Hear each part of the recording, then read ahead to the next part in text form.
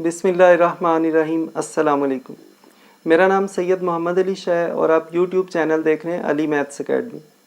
9th class के last lecture में हमने एक्सरसाइज 4.2 कंप्लीट कर ली थी।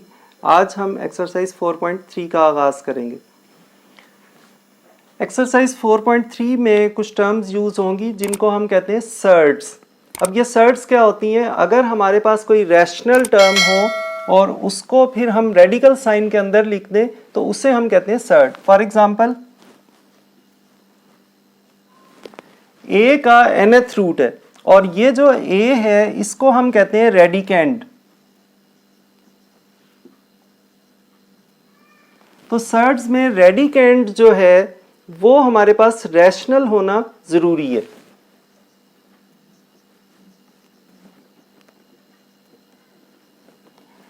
अगर रेडिकेंड जो है वो इररेशनल हो तो फिर ये सर्ड नहीं बनती। अब इसमें सर्ड में मल्टीप्लिकेशन के लिए ये होता है, सपोज हमारे पास दो सर्ड्स हैं तो इन्हें हम कंबाइन करके यूं भी लिख सकते हैं। ये काम हम सिर्फ मल्टीप्लिकेशन के दौरान कर सकते हैं। अगर यहाँ पे प्लस या माइनस हो तो फिर हम ये काम नहीं कर सकते। इसी तरह अगर ये साइड दी हो तो हम इनको अलग अलग भी लिख सकते हैं और यही काम हम डिवीजन में भी कर सकते हैं।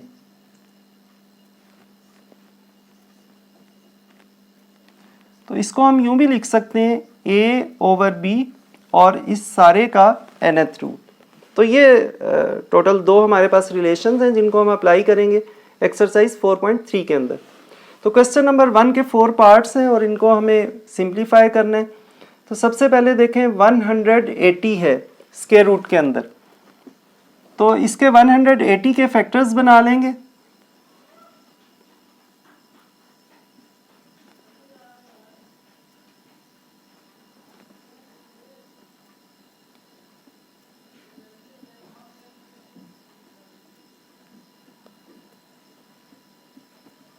तो ये बन गया 2 स्क्वायर, 3 स्क्वायर और एक 5।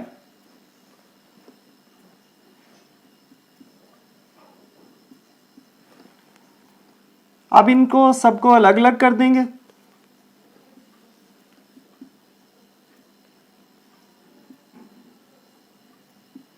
तो ये स्क्वायर आपको पता है स्क्वायर रूट से कैंसिल हो जाता है क्योंकि स्क्वायर रूट मींस पावर 1/2। तो 1/2 इस 2 से कैंसिल हो जाती है।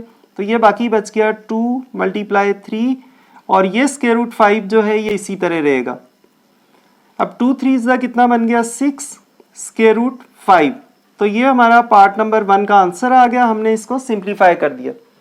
सेकंड पार्ट में ये जो 3 है ये इसकी पावर नहीं है बल्कि 3 अलग से, तो ये 3 इसी तरह रहेगा और स्क्वायर रूट के अंदर जो 162 आ रहा है इसके हम फैक्टर्स बना लेंगे।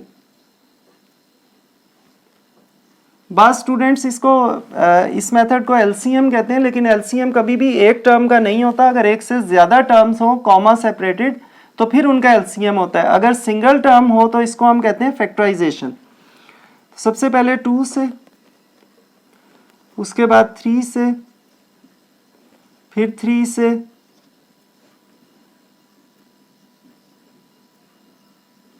तो ये 3 का स्क्वायर बन रहा है, 3 का स्क्वायर बन रहा है और 2 जो है वो सिंगल है।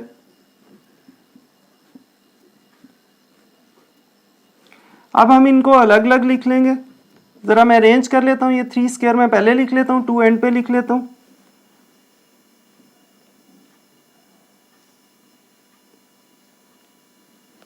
तो ये दोनों इससे कैंसिल हो गए। 3 × 3 और स्क्वायर रूट 2। अब 3 3 9, 9 3 27 और 2 जो है ये स्क्वायर रूट में ही रहेगा। तो ये हमारा सेकंड पार्ट का आंसर आ गया। इसको भी हमने सिंप्लीफाई कर लिया।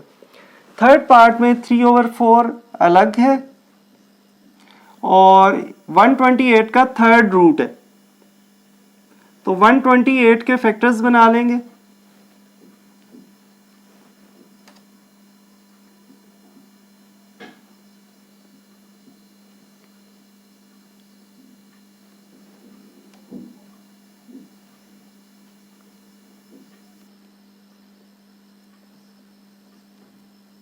अब देखें यहाँ पे थर्ड रूट है तो हमें पावर 3 से कैंसिल करना है, तो 3 3 के ग्रुप्स बना लेंगे। तो ये 2 का क्यूब मल्टीप्लाई ये भी 2 का क्यूब, मल्टीप्लाई एक 2 बाकी बच गया सिंगल, इसको इसी तरह लिख लेंगे। तो अब ये बन गया 3/4, इन सबको अलग अलग लिख लेंगे।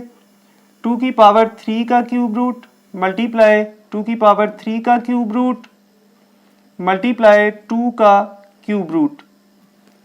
तो ये पावर 3 इससे कैंसिल, ये पावर 3 इससे कैंसिल, तो हमारे पास बाकी बच गया 3/4 मल्टीप्लाई 2 मल्टीप्लाई 2 मल्टीप्लाई 2 का क्यूब रूट। तो 2 4 से कैंसिल हुआ, 2 आ गया, ये 2 इससे कैंसिल हो गया, तो हमारा इसका आंसर आ गया 3 × 2 का क्यूब रूट। तो ये पार्ट नंबर 3 का आंसर आ गया। पार्ट नंबर 4 में जितनी टर्म्स गिवन है इनका 5th रूट है, यानी पावर 1/5, या आप ये कह लें कि पावर 5 से ये कैंसिल होगा।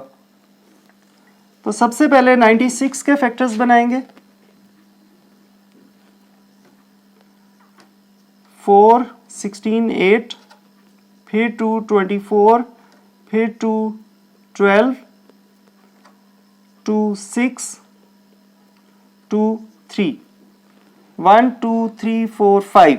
तो 96 को हम लिख सकते हैं 2⁵ मल्टीप्लाई 3।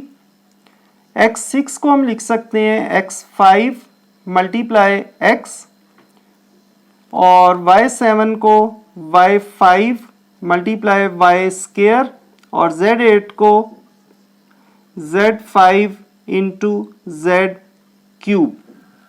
ये सारों की मैंने 5 पावर्स जो हैं वो अलग कर ली, क्योंकि ये 5th रूट से कैंसिल होंगी। अब ये जितनी भी 5 पावर वाली टर्म्स हैं इनको आप एक साथ लिख लें। 2⁵ into x⁵ into y⁵ into z⁵। तो ये हमने एक 5th रूट अलग कर लिया, और जो बाकी टर्म्स हैं उनको आप एक 5th रूट में अलग से लिख लें। 3x y² z cube. अब ये जो सारी पावर 5 हैं ये सारी की सारी इससे 5th रूट से कैंसिल हो गई, तो बाकी बच गया 2x y z, और ये वाली टर्म्स इसी तरह आ जाएंगी। 5th रूट के अंदर 3x y² and z cube.